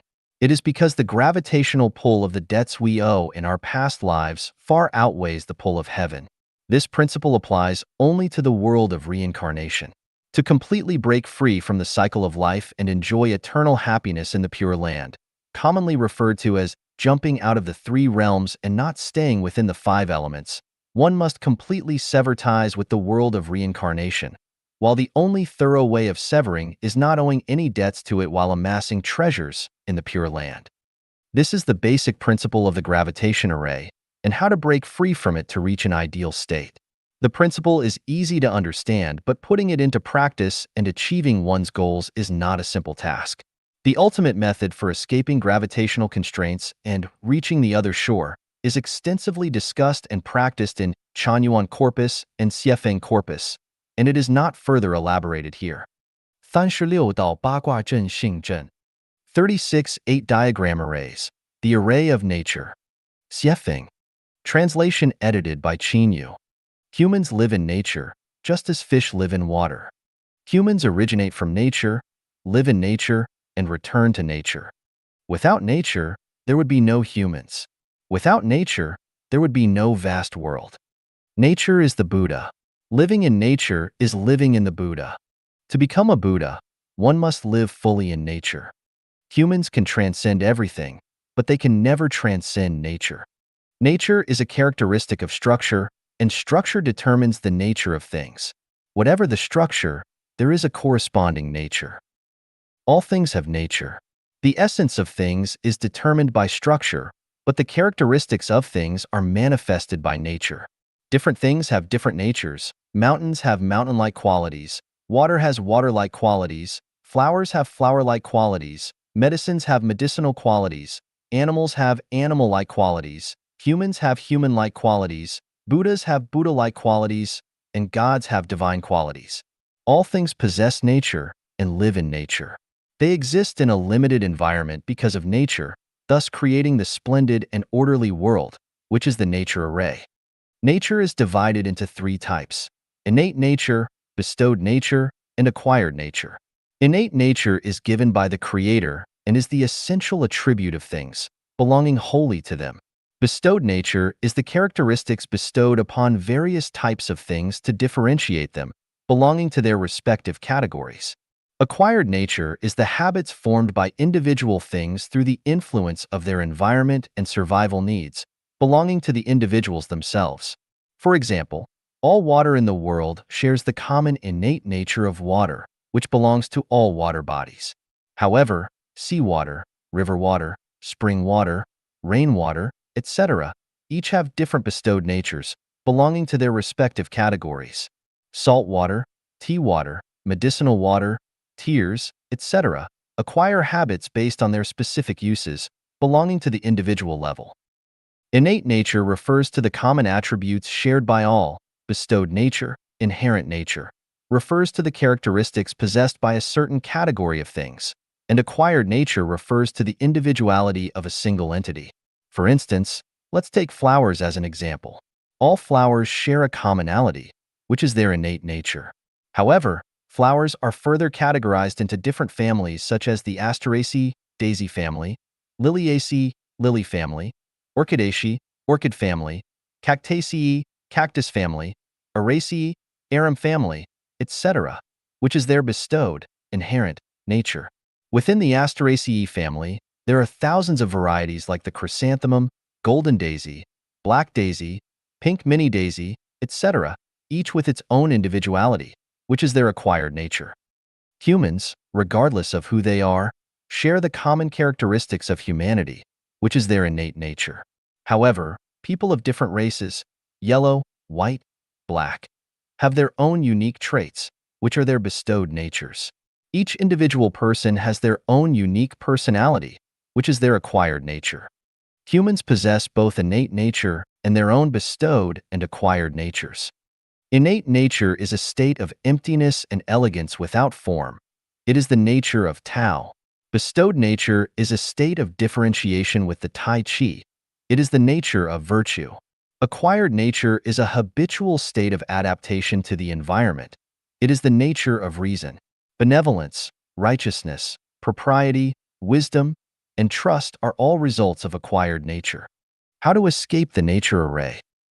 In terms of essential attributes, humans cannot escape the nature array because humans themselves are nature and cannot transcend it. To escape the nature array means to overcome acquired habits, discard bestowed characteristics, and restore innate nature.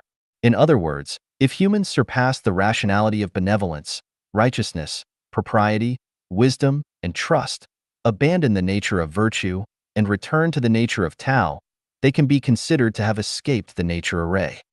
When discussing nature, we must also talk about the nature of two sexes and the nature of sexual love. The nature of sexual love is not innate nature or acquired nature, but bestowed nature. Humans are divided into male and female, yin and yang, due to the principles of Tai Chi. All things carry yin yet embrace yang. Is also due to the principles of Tai Chi from the perspective of cultivation.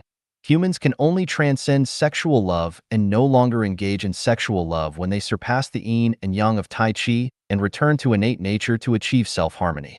This is the state of Buddhahood and also the state of super-celestial being. Humans come from nature, return to nature, and the path to returning to innate nature, the nature of Tao, is still nature. Only through sex can one return to nature. When yin and yang achieve balance and saturation, one can return to the sea of nature, the innate nature, the nature of Tao. If yin or yang is lacking, there will be imbalance and deficiency, making it difficult to return to the sea of nature, the innate of nature, the nature of Tao. Do not avoid sex. The more you avoid sex, the further you move away from innate nature, the nature of Tao, Buddhahood. 36到八卦阵堕于阵 36 8 diagram arrays. The array of indulgence. Xiefeng. Translation edited by Qin Yu. All humans possess a degree of laziness, seeking comfort and indulgence, even to the point of extravagance and debauchery. Ultimately, when things reach an extreme, they reverse, returning to poverty and humility, completing a cycle of transitioning from poverty to wealth, from wealth back to poverty, from lowliness to nobility, and from nobility back to lowliness. This is the indulgence array. Humans are capable of striving, but when are they most likely to strive? The answer: when they are poor and humble. Humans are capable of falling, but when are they most likely to fall? The answer: when they are rich and noble. 98% of humanity finds it difficult to escape the indulgence array. Examples of those who have not been able to escape the indulgence array, from ancient to modern times, are countless and as vast as the ocean. From the downfall of a prosperous civilization to the decline of a thriving nation, from the prosperity of a family business to the corruption and decadence of a prominent figure. Though the lessons are profound, people still follow one after another. This demonstrates the formidable power of the indulgence array. Without maintaining a clear mind and adhering to one's original intentions, no one can escape the indulgence array. Everyone can introspect. When we make some progress, do we begin to cultivate feelings of pride and complacency? When we become slightly affluent, do we already start to crave enjoyment and comfort? When we receive praise and admiration for our merit from those around us, do we start to feel a bit dizzy and lose our direction? When we attain some status and power, does our inner self no longer remain humble and cautious, but instead reveal arrogance and dominance in our words and actions? With even a little gain, we become arrogant. With a little comfort, we stop striving. With a little accumulation, we become corrupted. With a little elevation, we think we have grasped the truth. Humans are so narrow-minded, so incredible, so hopeless, and so base yet difficult to reform. It is easy to go from frugality to extravagance, but difficult to go from extravagance to frugality, because the indulgence array is at work. During the Three Kingdoms period, Zhou Yu of Eastern Wu planned to lure Liu Bei of Shu into marriage with the luxurious life of Eastern Wu. If not for the superior strategies of Zhuge Liang of Shu, Liu Bei would have fallen into the indulgence array and suffered a setback. During the journey to the west to obtain Buddhist scriptures, if not for the unwavering will of Tang Monk, reaching the holy mountain to obtain the scriptures would have been difficult. Look at the decline of the ancient Roman Empire. After the founding of Rome, the slave-owning class liberated themselves from physical labor through slaves. However, at this time, they were not thinking about the prospects of the republic or the empire, let alone becoming a philosopher king. Instead, they were engrossed in money and power struggles. When the ruling class fell into a situation they could not extricate themselves from, and the elites of the era did not think about problems from a historical perspective, the empire not only lost the driving force to create a new civilization, but also foreshadowed the decline of the empire. The eyes of the rich only focus on gold, and due to their luxurious lifestyles, they are like moldy pockets that have worn out and can no longer hold wisdom, frankness, and loyalty. As the upper-class society continued to decay, with the end of the Republic, a large number of new people, who became rich through commerce, entered the Senate, and the number of aristocrats who were both officials and businessmen increased. Therefore, political power was drawn into the circulation field from various different channels, and the destruction of the legal system began from here. Columella also said, "We often enjoy excessive banquets. We even use steam baths to make ourselves sweat profusely in order to eliminate the indigestion brought about by overeating every day. After drying our sweaty bodies, we will feel unbearably thirsty and think about banquets again." Looking at the increase in holidays, during the time of Augustus, there were only 66 holidays according to the calendar. This increased to 87 days during Tiberius. In the mid-4th century, it unprecedentedly increased to 175 days. Excessive extravagance in material life consumes resources, corrupts the ruling class, poisons social customs, and fundamentally destroys the spirit on which the Roman Empire was founded and progressed, which is no different from pulling the firewood from under the pot for civilization. If we forget the scene of the fall of ancient Rome due to its ancient age, then we should still remember the Taiping Heavenly Kingdom movement that occurred in China 160 years ago. Why did the Taiping Heavenly Kingdom fall? The answer: because it did not escape the indulgence array. The decline of civilizations, empires, nations, companies, and other phenomena, organizations, and groups is actually the decline of human nature, the result of humans seeking comfort, extravagance, and indulgence. It is an inevitable cycle caused by not escaping the indulgence array. As practitioners who have embarked on the path of the greatest creator, if we do not escape the indulgence array, the end result will still be the abandonment of previous efforts and a return to the cycle. Life at Genuine has already created a paradise on earth, the second home, a secluded utopia. Every Life at Genuine member should remember their original intentions. The more superior the environment and conditions, the more diligent, thrifty, modest, and cautious one should be. There should be no room for laziness, waste, or extravagance, let alone indulging in comfort and pleasure leading to corruption and decadence. Spiritual and mental enjoyment should be maximized, but material enjoyment should be limited. This limitation cannot be ensured by regulations, but must be maintained by adhering to the values of Life at Genuine and each member's voluntary efforts to build their soul garden. If a Life a genuine member is petty about what they eat, selective about where they live, wasteful about what they wear, extravagant about how they travel and communicate, lazy and sloppy in their work, and receives more from the home than they contribute, and does not put effort into improving the non-material structure of their life daily, but instead thinks about freedom and even promiscuity in love and sex, they have already embarked on the path of seeking comfort and falling into corruption and decadence. This is what worries me the most.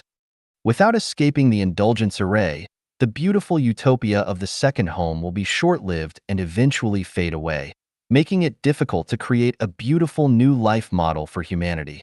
Without escaping the indulgence array, we cannot realize the ultimate ideal of going to heaven. How to escape the indulgence array? Apart from adhering to the 800 values for New Era human and building one's own soul garden as soon as possible, there is no other way. 36道八卦阵定数阵 36 8 diagram arrays. The Array of Destiny. Xiefeng. Translation edited by Qin Yu. The occurrence, development, transition, and extinction of everything and every phenomenon in the world all have a destiny. The Earth's year is 365 days, 5 hours, 48 minutes, and 46 seconds. This is a destiny. The mass of the Sun is 1.989 times 10 to the power of 27 tons.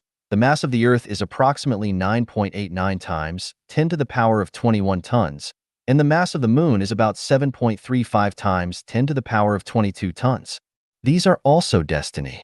A person has 2 eyes, 1 mouth, 1 head, and 2 legs. The human body has 206 bones, and the heart beats 2.5 to 3 billion times in a lifetime. The normal pH of the human body is 7.35 to 7.45, and the normal body temperature averages between 36 and 37 degrees Celsius. Underarm. Normal blood pressure is 140 millimeters of mercury, 18.6 kilopascals, systolic, and 90 millimeters of mercury, 12 kilopascals, diastolic. There is a specific size, quantity, and distance ratio between each organ in the human body. These are all destinies. Everything has a limit. Exceeding the limit will cause a qualitative change, or in other words, everything has a certain proportion or degree, and exceeding that proportion or degree will inevitably lead to the opposite. When water is poured into a container, there is definitely a moment when it is full. When eating, there is always a moment when you cannot eat anymore. A camel can only carry a certain weight. Beyond the maximum load, a straw can break the camel's back. A metal rod is very hard, but if continuously struck at a certain fixed point, it will eventually break. Everything has a destiny. This is the law of the universe. Regarding human life, the same law of everything having a destiny also applies. The number of teeth a person should have, the number of hairs, the number of sweat glands are all destinies. When a person is born, when teeth grow, when puberty starts, when aging begins, when death occurs, these are all destinies. It takes 21 days for a chicken to hatch eggs, and humans give birth after 10 months of pregnancy. This is a destiny. We know weather forecasts can predict the weather. This itself proves that everything has a destiny. If there were no destinies, it would be impossible to forecast the weather for the next few days, even impossible for a few hours. Throughout human history, some people have been able to predict the future changes of the world, which also proves that everything has a destiny. Before the discovery of some chemical elements, Mendeleev arranged the periodic table of elements and predicted the existence of other elements that had not yet been discovered. This means that everything has a destiny, a law, and a rule. So, how long a person can live in their lifetime, what diseases they will get, when they will get better or worse, what kind of people they will meet in their lifetime, what conflicts they will have with others, what blessings and sufferings they will experience, what kind of hardships they will endure, and even what kind of work they will do, are all destinies that cannot be escaped. This is also the truth summarized by the ancients. What is meant to be will always find a way. What is not meant to be cannot be forced. Giving everything a certain destiny allows them to grow, decline, change, and transit within a certain destiny, thus maintaining the orderly operation of the world, which is the destiny array. Without the destiny array, the Earth would run out of the solar system, tigers would grow wings, mice would be bigger than cows, People could drink the Pacific Ocean in one gulp. Some people would live for tens of thousands of years on Earth, and seasons would not change periodically. The destiny array is a constraint. Confining everything within a certain range, proportion, or degree is the function, value, and significance of the destiny array. If one does not escape the destiny array, as a human, they will inevitably continue to cycle within a certain domain of life. So, how can one escape the destiny array?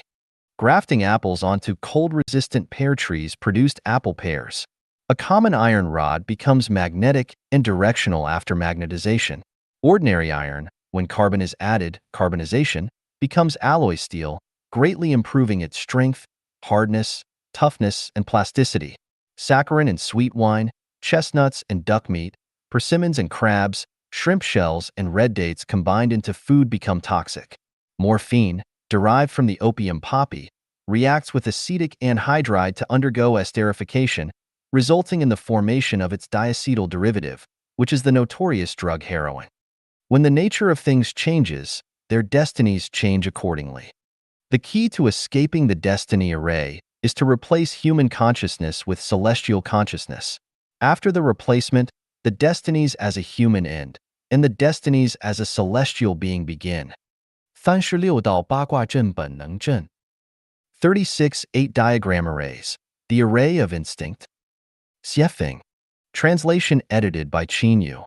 The innate survival ability that individuals naturally exhibit without any thought, learning, practice, experience, or simulation, according to the program set by the greatest creator, is instinct.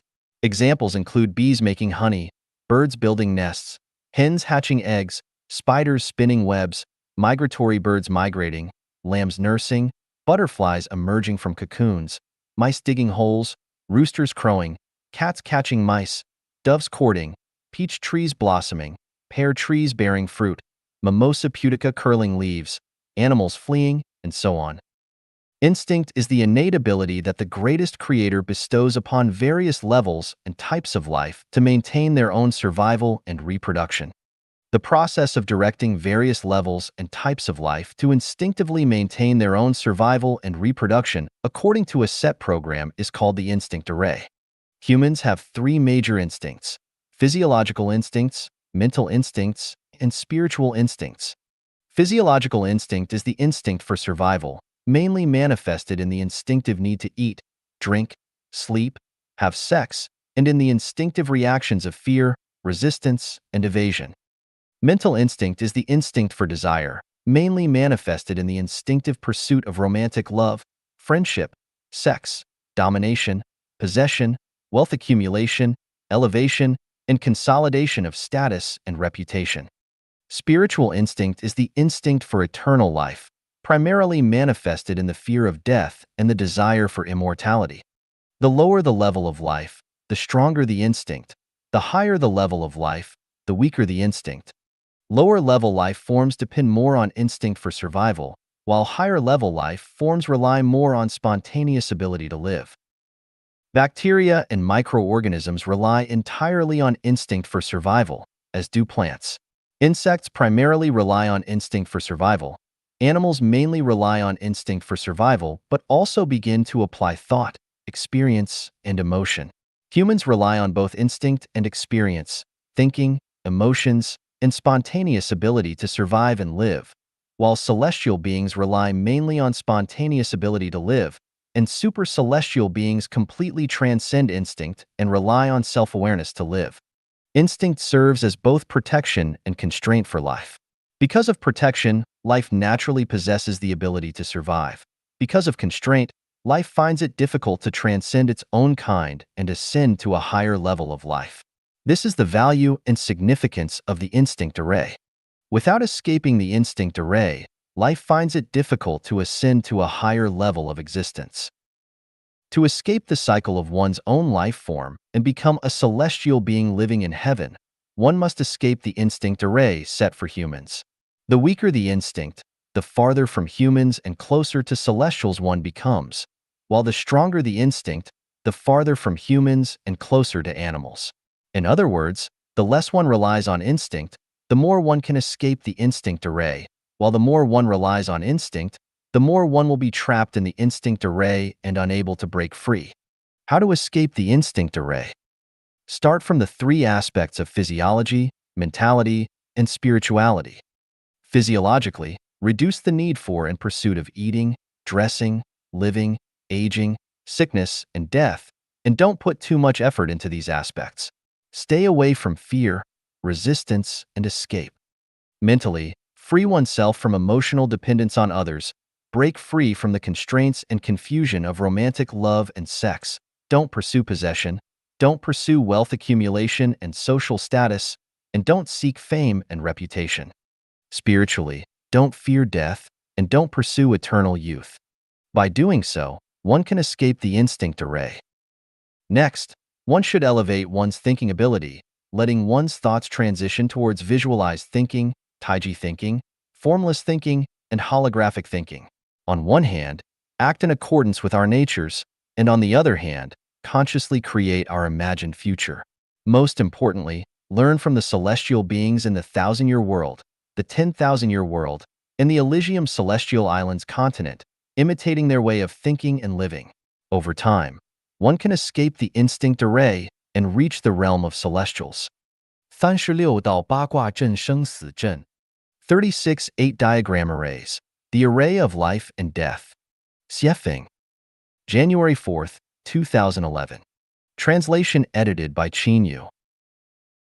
Life continues endlessly, revolving ceaselessly, erasing memories of past lives, and reappearing as a new self in specific time and space. With endless hope, all things thriving, life endlessly repeating, dramas unfolding, and ceaseless games. This is the life and death array. Life is a cycle of growth and decline, arising and dwelling, decaying and emptiness. It is constantly renewing and eliminating, scene after scene, act after act. While humans cannot live eternally, the cycle of life and death is eternal. The human soul does not die, yet we believe we will eventually face death. Ahead, there is always a new view. Behind, the scenery gradually fades from the horizon. Like waves, life pushes forward, each wave becoming the next, appearing bright yet dark, dark yet bright. It's an endless journey without an end, a cycle without a conclusion. This is the array of life and death. Arrivals continue, departures never cease.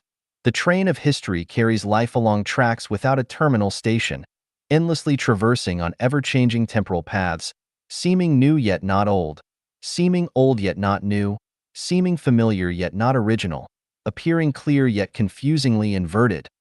This is the life and death array. Drifting in the river of history, jostling on life's path, sometimes uncertain of the way ahead, sometimes seeing light after darkness, forgetting past grievances, anticipating future joys and sorrows, reluctant but unable to escape, drifting aimlessly with the current or flowing clear with the stream. Just as one ascends a peak, immediately, a canyon follows, different rebirths, the same conclusion. This is the life and death array.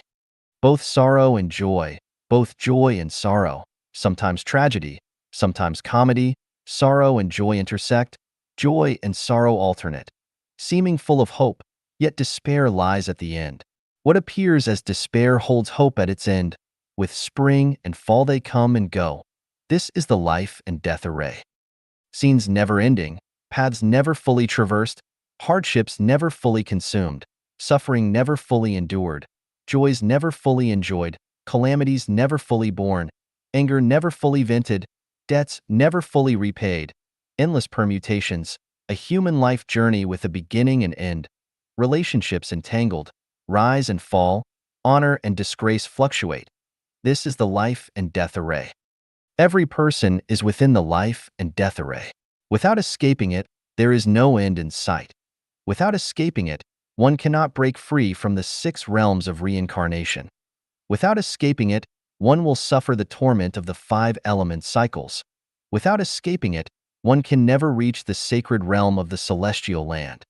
How to escape the life and death array?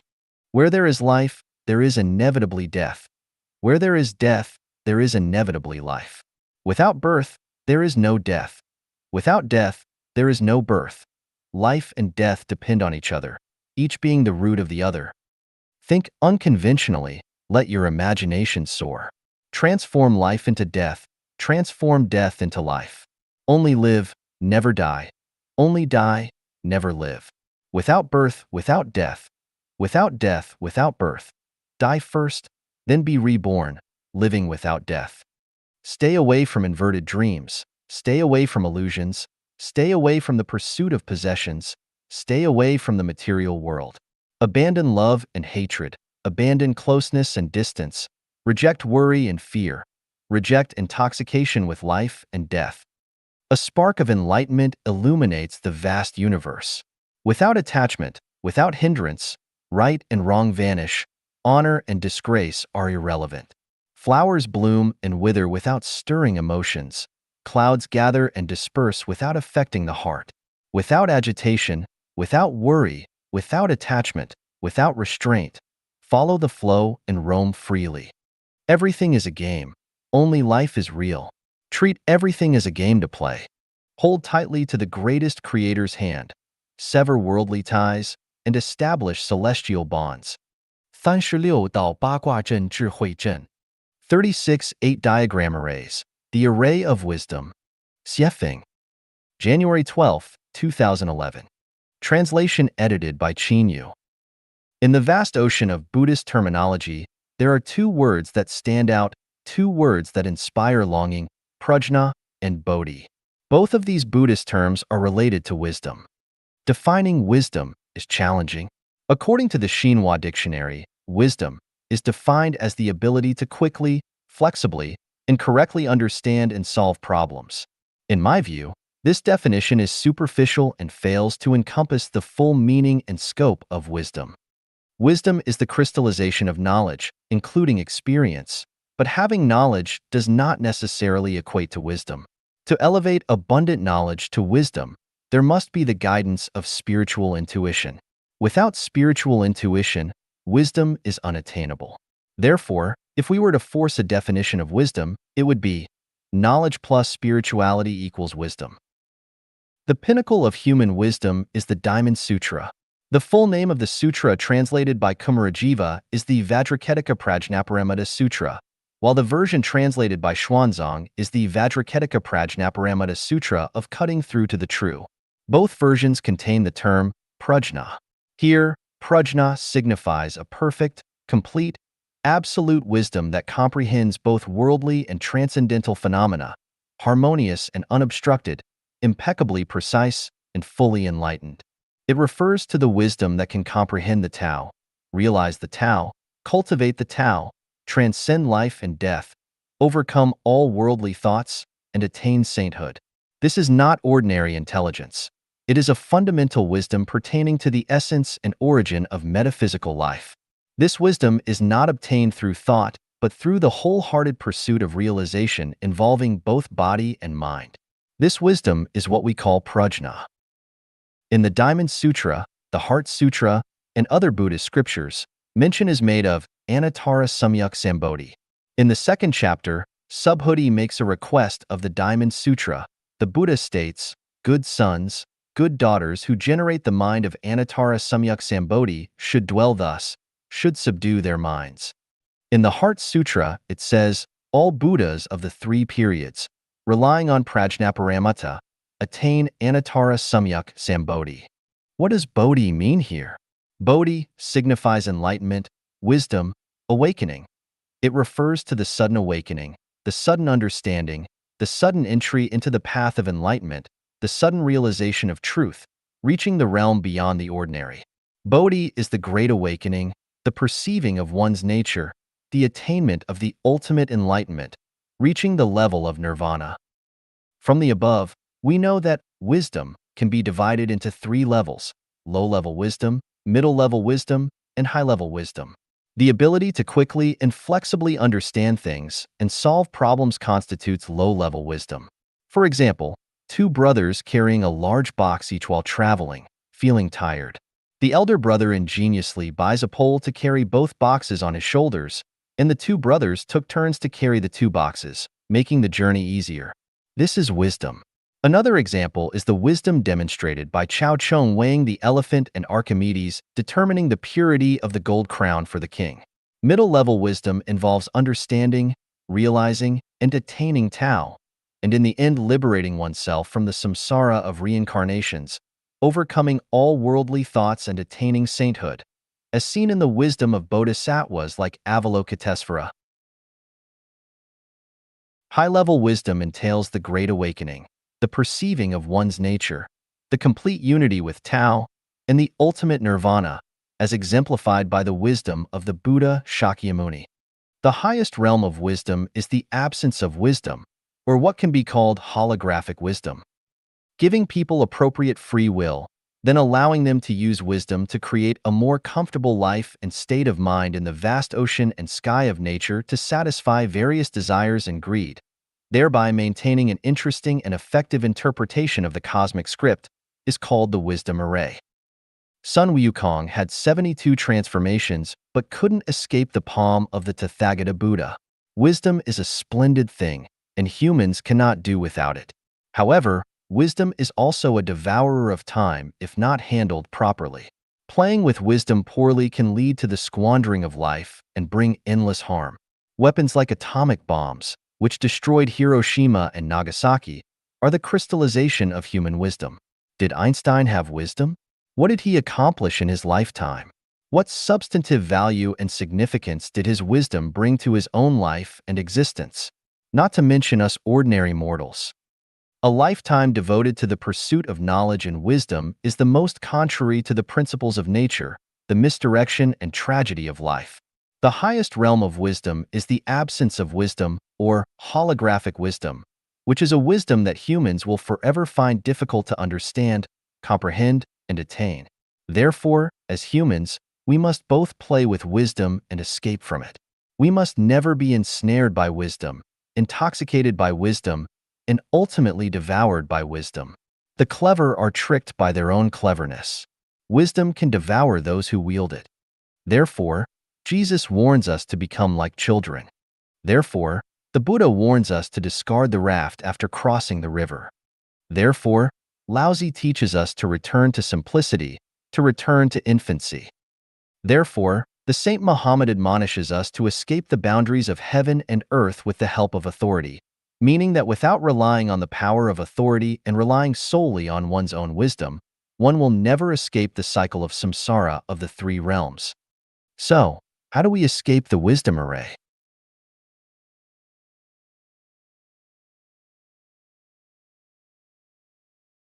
After much deliberation, I have finally come to the conclusion that the method to escape the wisdom array is: keep the greatest creator in your heart, always keep your consciousness clear and agile, and then take things as they are, associate with others by following naturally come-and-go relations, act in accordance with our natures, and take advantage of opportunities as they arise.